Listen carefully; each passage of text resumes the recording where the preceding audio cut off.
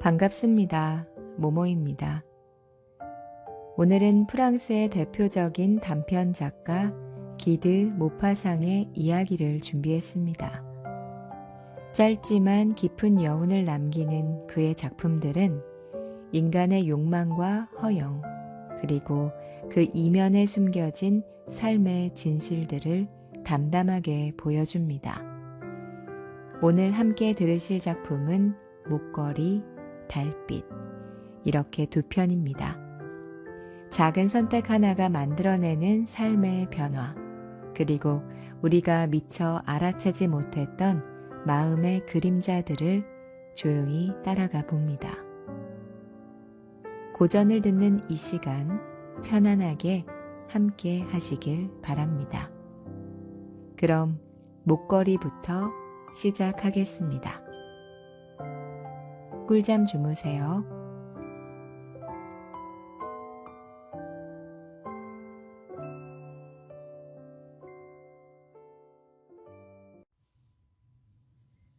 목걸이. 그녀는 아름답고 매력이 있었지만 운명의 잘못이랄까 하급 직원의 가정에 태어난 처녀들 중 하나였다. 지창금이 있는 것도 아니고 기대를 가져볼 만한 점도 없었으며 부유하고 집안 좋은 남자와 알게 돼서 이해받고 사랑에 빠져 결혼하게 될 길도 전무했다. 그래서 그녀는 문부성에 근무하는 하급 관리와 결혼하고 말았다. 몸치장을 할 수 없으니 수수하게 차리고 있었지만 그녀는 자기 지위라도 빼앗긴 사람처럼 불만이었다. 하기는 여성들에게는 신분이나 집안도 의미가 없고 타고난 미모와 우아함과 매력이 혈통과 가문을 대신한다.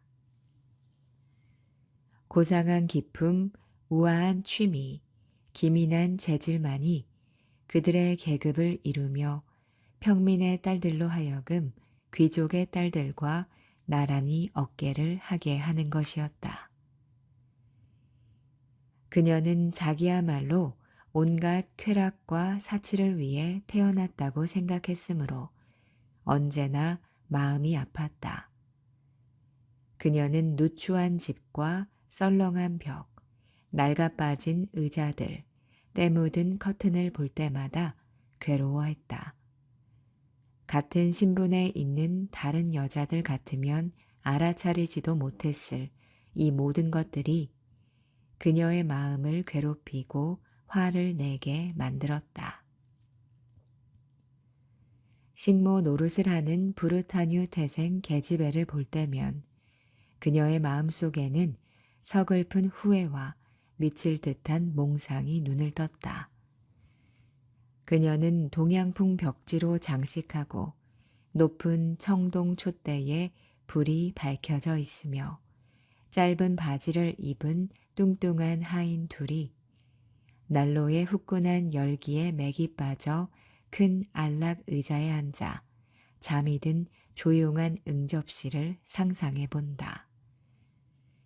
그녀는 옛날 비단으로 벽을 두른 큰 살롱을 상상해 보았으며 값을 헤아릴 수 없는 골동품들이 놓인 우아한 가구들, 모든 여성들의 선망과 관심을 받는 사교계에 인기 있는 남성들과 가장 친밀한 친구들이 모여 오후 5시에 다마를 즐기도록 만든 향기롭고 아담한 밀실들을 상상해 보았다. 저녁 식사 시간, 사흘째 빨지 않은 식탁보를 덮은 둥근 식탁 앞에 앉아 맞은편에 남편이 수프 그릇 뚜껑을 열며 아, 훌륭한 수프야. 나에겐 이게 최고지. 이렇게 기쁜 목소리로 소리칠 때면 그녀는 훌륭한 만찬, 번쩍이는 은그릇들, 선경의 숲속에 사는 기이한 새들과 고대의 인간들을 수놓은 테피스트리, 눈이 부신 그릇에 담겨 나오는 진기한 음식들, 잉어의 붉은 살이나 들꿩의 날개를 뜯으며 신비로운 미소를 띠고 정담을 속삭이는 남녀들의 모습을 눈앞에 떠올렸다. 그녀에게는 드레스도 보석도 전혀 없었다. 그런데 그녀가 사랑하는 것은 이런 것밖에 없었다. 자신은 그런 것을 위해서 태어났다고 생각했기 때문이다. 그토록 그녀는 쾌락과 선망을 갈망했으며 남자들을 매혹시켜서 구애를 받고 싶어 했다. 그녀에게는 수녀원 동창인 부유한 친구가 하나 있었다. 그녀는 이제 그 친구를 만나보려고 하지 않았다. 그녀에게는 그 친구를 만나는 것이 그토록 마음이 아픈 일이었다. 그 친구를 만나고 오면 며칠 동안은 슬픔과 후회, 절망과 비관으로 눈물을 흘렸다. 그런데 어느 날 저녁 남편이 손에 큰 봉투를 하나 들고 의기양양하게 돌아왔다. 자, 당신에게 주려고 가져온 거야. 그녀는 성급하게 봉투를 찢고 그 속에 카드 하나를 꺼냈다. 거기에는 이렇게 인쇄되어 있었다. 문부 대신 조르즈 랑포노 부처는 1월 18일 월요일 저녁 대신 관저에서 야회를 개최하오니 루아젤 부처께서 참석해 주시기를 바랍니다. 그녀는 남편이 기대했던 것처럼 기뻐하는 대신 심술궂게 초대장을 테이블 위에 내던지며 이렇게 중얼거렸다. 이걸 가지고 어떻게 하란 말이에요? 아니 여보, 나는 당신이 기뻐할 줄 알았는데 당신 외출해 본 적도 없으니 정말 좋은 기회잖소. 이걸 얻느라고 얼마나 애썼는지 모른다오. 서로 얻으려고 다퉜는데 하급 직원들에게는 몇 장 주지도 않았지. 그날 나가면 고관들을 모두 볼 수 있을 거요. 그녀는 성난 눈초리로 남편을 바라보다가 참을 수가 없다는 듯 소리쳤다. 뭘 걸치고 가라는 거예요? 남편은 거기까지는 생각하지 못했다. 그는 이렇게 중얼거렸다. 아니, 그 극장에 갈 때 입는 옷 있잖아. 내 눈에는 그게 좋아 보이던데. 그는 놀라기도 했고 어이가 없어서 말을 계속하지 못했다. 보니 아내가 울고 있었다. 두 줄기 굵은 눈물이 눈가에서 입끝으로 천천히 흘러내렸다. 왜 그래? 아, 정말 왜 그러는 거야? 그러나 그녀는 간신히 마음을 진정시킨 후 눈물에 젖은 뺨을 닦으며 조용한 목소리로 말했다. 아무것도 아니에요. 그저 입고 갈 옷이 없으니까 야외에 갈 수 없을 뿐이에요. 초대장은 나보다도 옷이 많은 부인을 둔 동료에게나 주세요. 여보, 마틸드, 적당한 옷 한 벌 하는데 얼마나 들까? 때때로 입을 수도 있고 비싸지도 않은 것으로. 남편은 서글프게 말했다. 그녀는 잠시 생각에 잠겼다. 가격을 계산해 보기도 하고 얼마 정도나 요구해야 이 검소한 관리가 당장 거절하지 않고 놀라서 비명도 지르지 않을 것인가를 생각해 보기도 했다. 마침내 주저하며 그녀가 이렇게 말했다. 정확히는 모르겠어요. 하지만 400프랑이면 될 것 같군요. 남편은 얼굴이 약간 창백해졌다. 그는 꼭 이만한 금액을 저축해 두었던 것이다. 그는 이 돈으로 총을 사서 돌아오는 여름에는 일요일마다 종달새 사냥을 가는 친구들과 함께 낭태를 벌판에서 사냥을 즐기려던 참이었다. 그러나 그는 이렇게 대답했다. 그래, 400프랑을 줄 테니 어서 예쁜 옷을 사도록 해. 야훼 날이 가까워 가는데 루아젤 부인은 근심과 걱정, 슬픔에 쌓인 것 같았다. 옷은 준비가 되어 있었다. 어느 저녁 남편이 물었다. 당신 왜 그래? 요 며칠 동안 당신 아주 얼빠진 사람 같아. 그녀의 대답은 이랬다. 나는 보석이고 장신구고 몸에 붙일 것이라고는 아무것도 없으니 딱해서 그래요. 꼴이 얼마나 처량하겠어요. 야외에 그냥 안 가는 편이 낫겠어요. 남편은 다시 이렇게 말했다. 생활을 달고 가. 요즘은 그 편이 아주 멋있어 보이던데. 10프랑만 주면 훌륭한 장미꽃 둘셋은 살 수 있을 거야. 그녀는 그 말에 수긍하지 않았다. 싫어요. 돈 많은 여자들 틈에서 가난해 보이는 것처럼 굴욕스러운 일도 없을 거예요. 그런데 남편이 이렇게 소리쳤다. 당신은 참 바보야. 당신 친구 포레스티의 부인을 찾아가서 보석을 빌려달라고 하면 어때? 그만한 것쯤은 부탁할 수 있는 사이잖아? 그녀는 기쁨에 넘쳐 소리쳤다. 아, 그래. 그 생각을 못했어요. 이튿날 그녀는 친구를 찾아가 자기의 딱한 사정을 이야기했다. 포레스티의 부인은 거울이 달린 옷장 앞으로 가더니 큰 상자 하나를 들고 와서 열어 보이며 루아젤 부인에게 말했다. 자, 여기서 좀 골라봐. 그녀는 먼저 팔찌를 몇 개 보았다. 다음에는 진주 목걸이를, 다음에는 베네치아산 십자가, 그리고 놀라운 솜씨로 만든 폐물들을 보았다. 그녀는 거울 앞에서 그것들을 몸에 걸어보면서 벗어놓은지도 돌려주지도 못하고 망설이고 있었다. 마음을 정하지 못했기 때문이다. 그녀는 번번이 이렇게 말했다.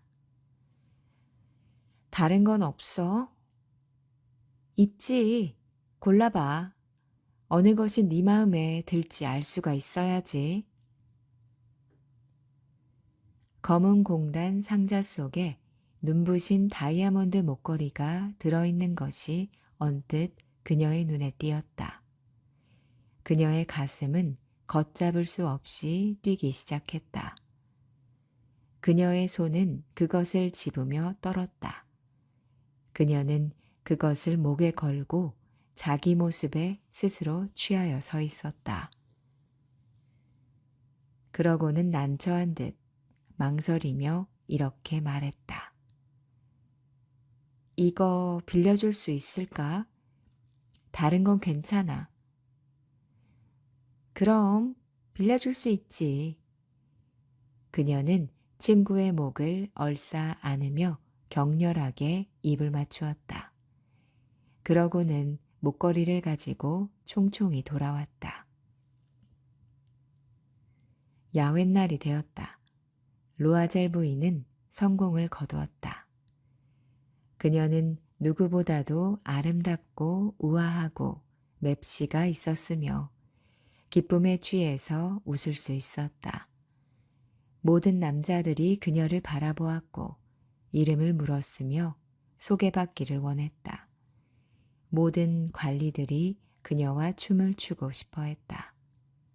장관조차 그녀를 유심히 바라보았다.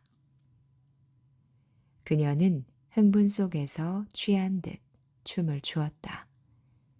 자기 미모의 승리와 성공의 영광, 온갖 찬사와 감탄, 온갖 쾌락의 개방과 여성들의 마음에는 한없이 달콤한 완전 무결의 승리로 이루어진 행복의 구름 속에서 그녀는 기쁨에 도취해서 모든 것을 잊었다. 그녀는 새벽 4시쯤 되어서야 야외장에서 나왔다. 남편은 자정부터 사람도 없는 응접실에서 다른 남자 셋과 함께 자고 있었다. 부인네들은 그동안 마음껏 쾌락을 맛본 것이다. 남편이 돌아갈 때를 위해서 가지고 온 옷을 그녀의 어깨 위에 걸쳐 주었다. 평소에 입던 검소한 옷이었기 때문에 그 누추함은 무도회의 화려한 의상과는 어울리지 않았다. 이것을 느끼자 그녀는 값진 모피옷으로 몸을 감싼 다른 여자들의 눈에 띄지 않으려고 몸을 피하려 했다. 루아젤은 그녀를 붙들었다. 잠깐만 기다리구려. 밖에 나가면 감기 들 거야. 내가 나가서 마차를 불러올게. 그러나 그녀는 남편의 말을 듣지 않고 급히 층계를 뛰어 내려갔다. 그들이 거리로 나왔을 때는 마차는 한 대도 보이지 않았다. 그들은 멀리 지나가는 마차를 소리쳐 부르며 마차를 잡기 시작했다. 그들은 낙담해서 몸을 떨며 센강 쪽으로 걸어갔다. 마침내 그들은 강가에서 밤에 나다니는 낡은 마차 한 대를 발견했다. 파리에서 낮에는 차마 그 초라한 꼴을 보이기가 부끄러운 듯 밤에나 볼 수 있는 그런 마차. 그들은 그것을 타고 마르티르가에 있는 집 문 앞에 다다랐다. 그들은 쓸쓸하게 집 층계를 올라갔다. 그녀에게는 모든 것이 끝난 것이다. 그리고 남편은 아침 10시까지 문부성에 출근할 일을 생각하고 있었다. 그녀는 화려한 자기 모습을 다시 한번 보려고 거울 앞으로 가서 어깨에 걸쳐 있던 웃옷을 벗었다. 그러나 그녀는 갑자기 비명을 질렀다. 목에 걸었던 목걸이가 보이지 않았기 때문에. 옷을 벗던 남편이 물었다. 왜 그래? 무슨 일이야? 그녀는 남편을 향해 돌아서며 얼빠진 듯 이렇게 말했다. 저 목걸이가 없어졌어요. 남편은 실성한 사람처럼 벌떡 일어섰다.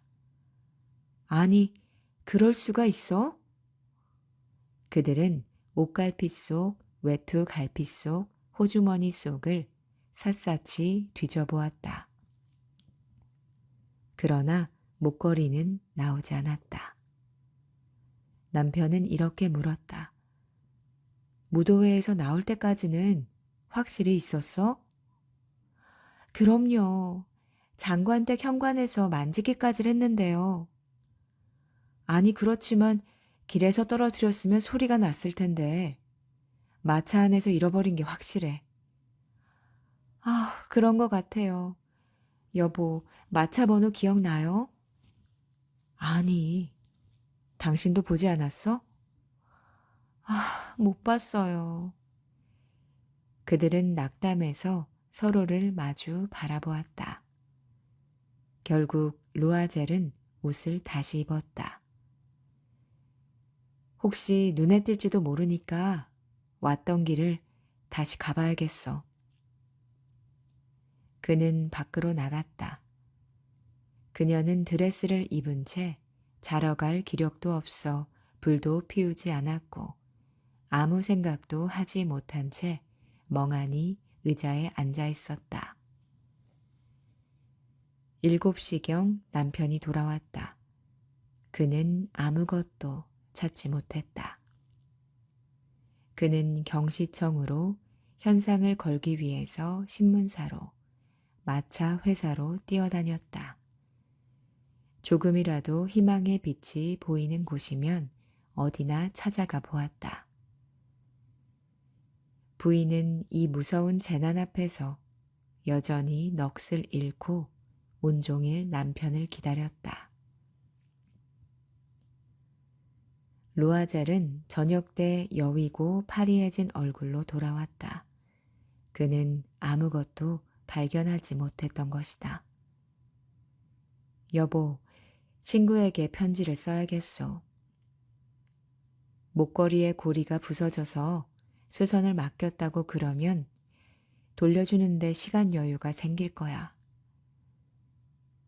부인은 남편이 부르는 대로 받았었다. 일주일이 지나자 그들은 모든 희망을 잃었다. 5년이나 늙어버린 루아젤은 이렇게 단안을 내렸다. 똑같은 보석을 구해서 돌려주는 수밖에 없겠어.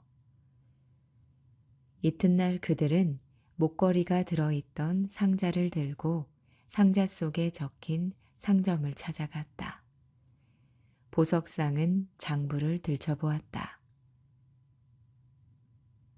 저희 가게에서 판 목걸이가 아닙니다. 상자만 제공해드린 것 같네요. 그래서 그들은 똑같은 목걸이를 찾으려고 기억을 더듬어가며 이 상점에서 저 상점으로 돌아다녔다.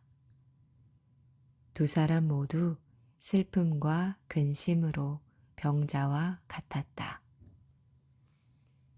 그들은 팔레 루아얄의 어느 상점에서 찾던 것과 꼭 같아 보이는 다이아몬드 목걸이를 찾아냈다.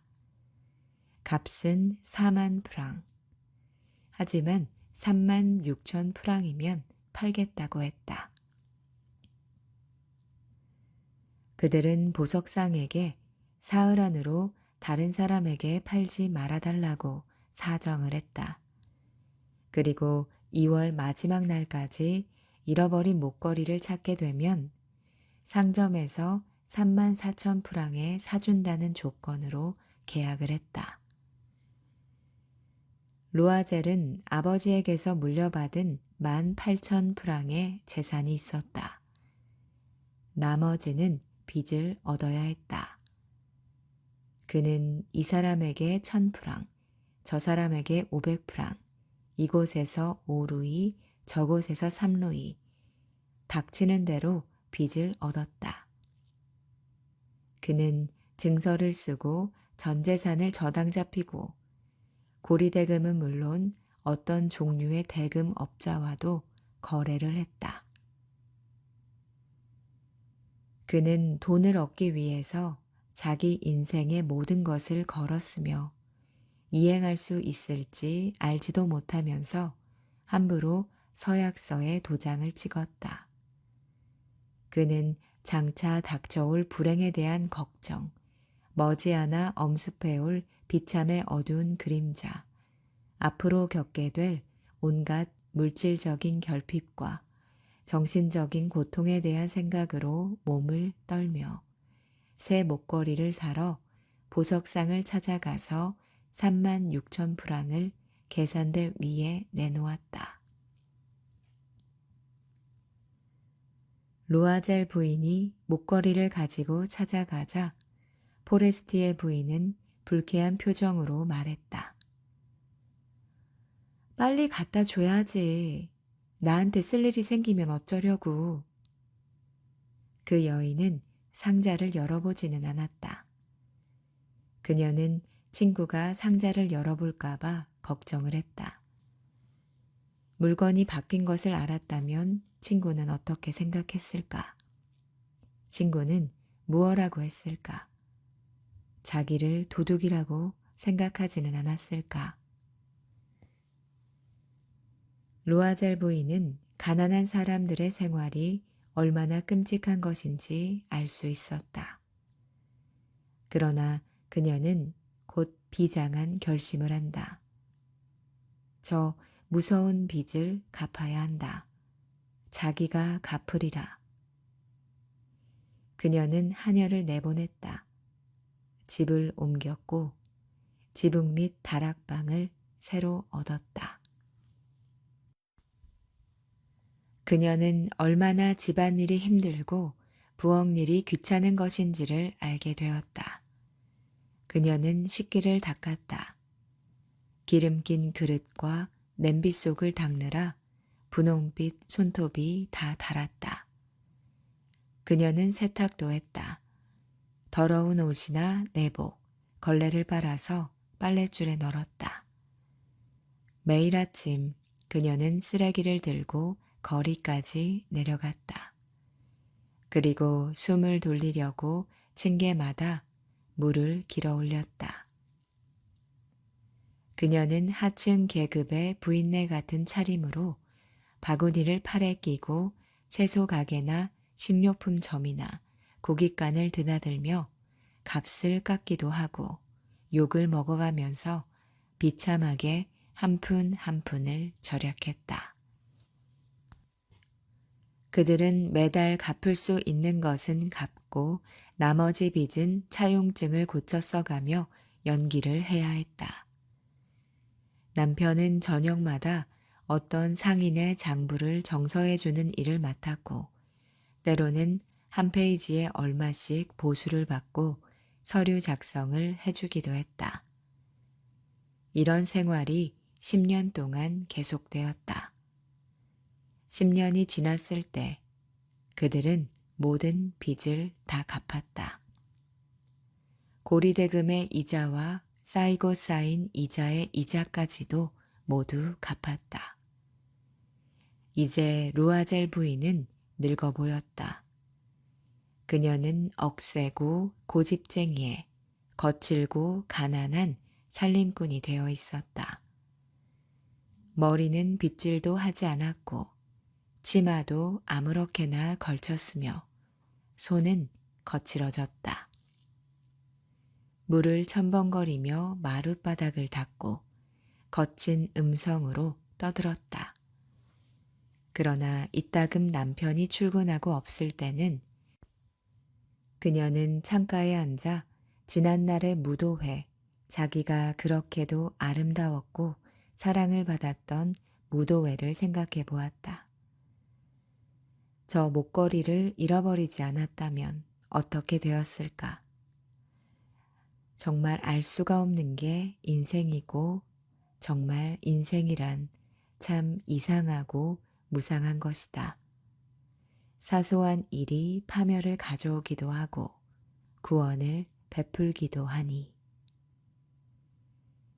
그런데 어느 일요일 그녀는 일주일 동안의 피로를 풀기 위해서 샹젤리제 거리로 산책을 나갔다가 뜻밖의 어린아이를 데리고 산책을 나온 포레스티의 부인을 만났다. 포레스티의 부인은 여전히 젊고 아름답고 매력이 있어 보였다. 루아젤 부인은 가슴이 두근거렸다. 가서 말을 해볼까? 빚을 갚은 이제 그에게 다 이야기하자. 말 못할 이유가 뭐야? 그녀는 가까이 갔다. 잔, 오랜만이야. 포레스티의 부인은 그녀를 알아보지 못하고 이런 비천한 여자가 자기를 그토록 정답게 부르는 것이 놀라워 이렇게 중얼거린다. 부인, 저는 모르겠군요. 사람을 잘못 보신 게 아닌지요. 나 마틸드 루아젤이야. 친구는 소리를 질렀다. 아, 가엾은 마틸드. 어째 이리 변했어. 고생이 참 많이 했지. 우리가 마지막 만났던 후로 그 심한 고생살이가 다 너 때문이야. 나? 나 때문이라고? 무슨 소리야? 생각나지? 저 문부 대신에 야외에 가려고 내가 빌렸던 다이아몬드 목걸이 말이야. 알지. 그걸 잃어버렸었어. 뭐? 나한테 돌려줬잖아. 내가 준 건 모양은 같았지만 다른 거였어. 그래, 그걸 갚느라고 10년이나 걸렸지. 이해할 수 있겠지만 아무것도 없는 우리로선 정말 쉬운 일이 아니었어. 근데 결국 다 해냈어. 이제 내 마음은 정말 후련해. 포레스트의 부인은 발걸음을 멈추었다. 그럼 내 거 대신 다른 다이아몬드 목걸이를 사가지고 왔다는 거야? 그럼 아직까지 몰랐구나. 하긴 모양이 아주 똑같았으니까. 그녀는 자랑스럽고 순박한 깊은 미소를 지었다. 포레스트의 부인은 감격해서 친구의 두 손을 붙잡았다. 아, 가엾은 마틸드. 내 거 가짜였어. 기껏해야 500프랑밖에 안 된다고.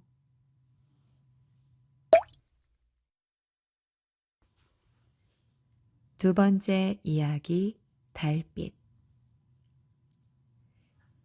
줄리 루베르 부인은 스위스 여행에서 돌아오는 언니 앙리에트 레토레 부인을 기다리고 있었다.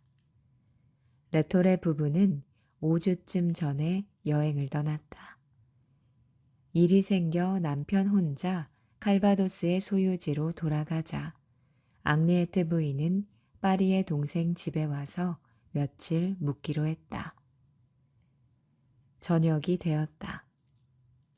루베르 부인은 해가 지며 어두워진 부르주아풍의 작은 객실에서 한가로이 앉아 책을 읽고 있었다.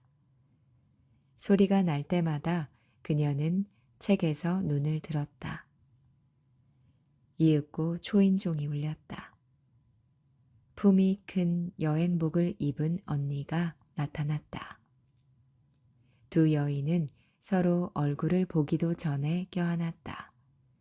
그리고 잠시 떨어졌다가 다시 껴안았다.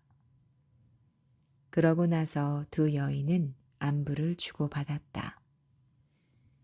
건강에 대해서, 가족들에 대해서, 그 밖에 많은 일들에 대해서 묻고 대답했다. 언니가 베일과 모자를 벗는 동안 수다스러운 말들이 잇따라 재빠르고 성급하게 튀어나왔다. 밤이 되자 루베르 부인은 초인종을 눌러 램프를 가져오게 했다. 불빛이 들어오자 그녀는 언니를 바라보며 다시 껴안으려고 했다. 그러나 그녀는 놀라고 당황을 해서 멍하니 서 있었다. 두 가닥의 흰머리가 언니의 양쪽 관자놀이를 덮고 있었던 것이다. 머리의 다른 부분은 온통 짙은 검은빛으로 윤기가 흘렀는데 그곳 그 양쪽만 두 가닥 은빛 물줄기를 이루며 검은 머리타래 속으로 자취를 감추었다. 하지만 그녀는 24도 채 안 된 나이. 머리가 갑자기 샌 것은 스위스로 여행을 떠난 후의 일이었다. 움직이지 않고 서서 루베르 부인은 멍하니 언니를 바라보았다. 어느 기이하고 끔찍한 불행이 자기 언니에게 떨어지기라도 한 양. 그녀는 울상이 돼서 이렇게 말했다. 앙리에트, 무슨 일 있었어? 활기 없는 쓸쓸한 웃음을 지으며 앙리에트는 이렇게 대답했다. 아니, 그런 일 없어. 왜, 내 머리가 새어서? 그러나 루베르 부인은 언니의 어깨를 힘껏 움켜잡고 뚫어지게 바라보며 말했다. 무슨 일 있었지? 무슨 일인지 말해봐. 언니가 거짓말하는 거 난 다 알아. 두 여인은 마주본 채 서 있었다. 앙리에트 부인은 실신이라도 할 듯 창백했고 내리뜬 눈가에는 눈물이 맺혔다. 무슨 일이야? 무슨 일? 언니, 말해봐. 그러나 언니는 힘없는 목소리로 속삭였다. 나에게 애인이 생겼어. 그리고 그녀는 동생 어깨 위에 얼굴을 묻으며 흐느꼈다. 그런 다음 좀 진정이 돼서 가슴의 동요가 가라앉자 그녀는 비밀을 털어버리고 사랑스러운 동생의 근심을 없애주려는 듯 갑자기 말을 꺼내기 시작했다. 두 여인은 팔을 끌어잡고 객실의 침침한 구석에 놓인 소파에 가서 앉았다. 동생은 언니의 목을 끌어안고 귀를 기울였다. 변명할 여지가 없다는 건 나도 알아. 나 자신도 이해를 못하겠어. 그날 이후로 나는 내 정신이 아니야. 진짜 조심해야지. 여자들이란 얼마나 약하고 굴복하기 쉽고 유혹에 잘 빠지는지 너는 아직 모를 거야. 아주 간단해. 우리 여자들이란 누구나 어느 순간 마음속에 불현듯이 스쳐가는 마음의 동요가 있어. 일종의 애상 같은 것을 느끼지. 두 팔을 벌려 끌어안고 미친 듯이 사랑해보고 싶은 충동을 갖게 되는데 그게 바로 우리를 약하게 만드는 거야. 너는 형부를 잘 알지? 그리고 내가 얼마나 그 일을 사랑하는지도 알잖아. 하지만 그는 의젓하고 분별은 있지. 근데 여자 마음에 온갖 섬세한 동요에 대해선 전혀 몰라. 그는 언제나 한결같아. 언제나 친절하고 언제나 명랑하고 항상 상냥하고 실수하는 법이 없어. 나는 그가 난폭하게 나의 팔을 잡아당겨서 끌어안고 두 사람이 하나가 되는 어떤 무언의 고백 같은 감미로운 키스를 오래도록 퍼버주기를 얼마나 고대하는지 몰라. 나는 그가 주책 없고 결함이라도 있는 사람이었으면 나를 필요로 하는 사람, 나의 애무와 눈물을 필요로 하는 사람이었으면 이런 생각을 얼마나 하는지 몰라. 근데 이건 모두 얼빠진 소리야. 그러나 우리네 여자들이란 이런 거 아니니? 그렇다 해도 그를 배반하겠다는 생각은 결코 떠오르지 않았을 거야. 이제 와서는 별 이유도 없이 그렇게 되어버렸지만 원인은 사실 아니야. 어느 날 밤 리셀은 호수 위에 달빛이 비치고 있었기 때문이었어. 우리가 함께 여행한 한 달 동안 남편은 말없는 무관심으로 나의 감격을 마비시키고 흥분을 짓눌러 버렸어. 사륜 승합 마차를 달려 해가 떠오르는 비탈길을 내려가며 빛나는 안침 안개 속에 길게 뻗은 계곡과 나무숲 개울과 마을 집들을 보게 될 때면 나는 기쁨에 취해서 손뼉을 치며 남편에게 이렇게 말했어. 정말 아름답죠, 여보. 나 좀 안아줘요. 남편은 남자다우나 싸늘한 미소를 짓고 어깨를 약간 추어올리며 이렇게 말했지. 경치가 아름답다고 우리가 안아야 할 이유는 없잖소. 이런 말을 들었을 때 나는 마음속까지 얼어붙는 것 같았어. 사랑하는 사이라면 감동을 주는 풍경 앞에서 더욱더 사랑하게 되는 게 맞다고 나는 생각했거든. 한마디로 말하면 내 마음 속에는 시정이 들끓는데 남편이 발산하지 못하도록 억제했던 거야. 넌 무슨 소린지 알겠니? 나는 증기가 이렇게 찼는데 꼭 닫아놓은 보일러랑 다름이 없었던 거야.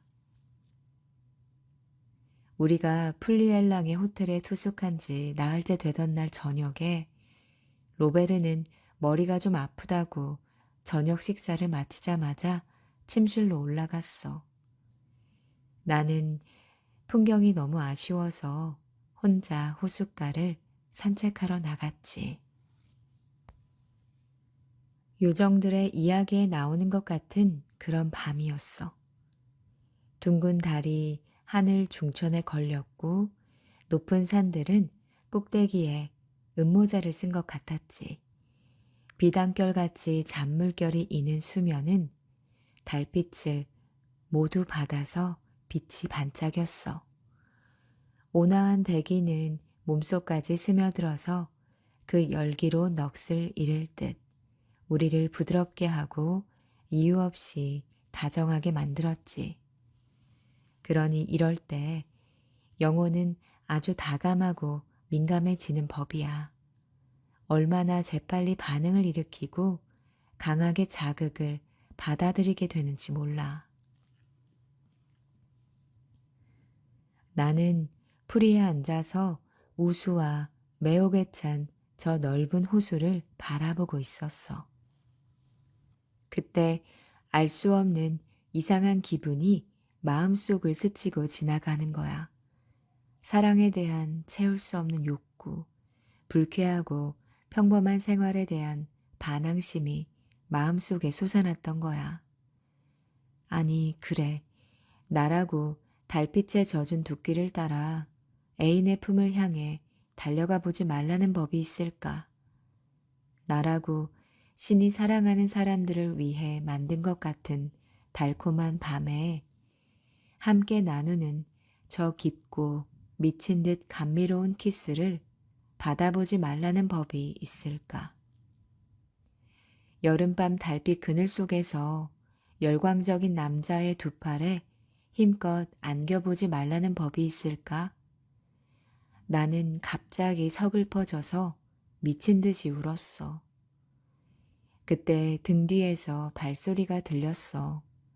한 남자가 나를 내려다보고 서 있더라. 내가 고개를 돌리자 내 얼굴을 본 그는 다가오며 이렇게 말했어.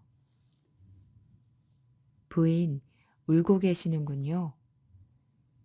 그는 젊은 변호사였는데 자기 어머니와 함께 여행하는 중이래. 전에 만난 적도 여러 번 있고 내 뒤를 따라다니기도 했던 사람이었지. 나는 하도 당황을 해서 무슨 말을 해야 좋을지 떠오르지 않았어. 그저 몸이 괴롭다고만 대답을 했지. 그는 자연스럽고 정중한 태도로 내 곁으로 와서 우리의 여행에 관해 이야기를 했어. 내가 느꼈던 바를 하나하나 말로 표현해 줬고 나의 심금을 울린 것을 나보다도 더 잘 이해를 했지. 그러더니 갑자기 미쉐의 시를 암송해서 들려주는 거야. 나는 표현할 수 없는 감동에 사로잡혀서 숨이 막히는 줄 알았어. 나에게는 호수와 달빛, 산들까지도 형용할 수 없이 감미로운 노래를 부르는 것 같았지. 그리고 이건 무슨 원인으로 그렇게 됐는지 알 수 없는 일종의 환각 같았어. 그 남자는 이튿날 길을 떠났는데 그 후로 다시 만나지는 못했단다. 그는 자기 명함을 주고 떠났어. 레토레 부인은 자기 동생의 품속에서 기운을 잃고 통곡하듯 흐느껴 울었다. 그러자 루베르 부인은 엄숙하지만 아주 다정한 목소리로 이렇게 말했다. 언니, 우리 여자들은 흔히 남자를 사랑하는 것이 아니야. 사랑 자체를 사랑하곤 하지. 그날 밤 언니의 진정한 애인은 저 달빛이었던 거야. 기드 모파상의 목걸이 달빛 두 편 소개해 드렸습니다. 모모의 북살롱 오늘은 여기까지입니다. 편안한 밤 되세요.